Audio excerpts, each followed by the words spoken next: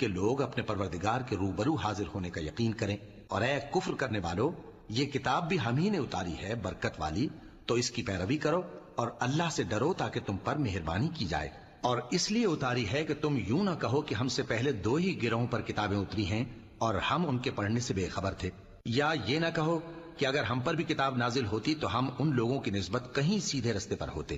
سو اب تو تمہارے پاس تمہارے پروردگار کی طرف سے دلیل اور ہدایت اور رحمت آ گئی ہے، تو اس سے بڑھ کر ظالم کون ہوگا جو اللہ کی آیتوں کی تکذیب کرے اور ان سے لوگوں کو پھیرے۔ جو لوگ ہماری آیتوں سے پھیرتے ہیں، اس پھیرنے کے سبب ہم ان کو برے عذاب کی سزا دیں گے۔ یہ اس کے سوا اور کس بات کے منتظر ہیں کہ ان کے پاس فرشتے آئیں یا خود تمہارا پروردگار آئے یا تمہارے پروردگار کی کوئی خاص نشانی آ جائے۔ جس روز تمہارے پروردگار کی خاص نشانی آ جائے گی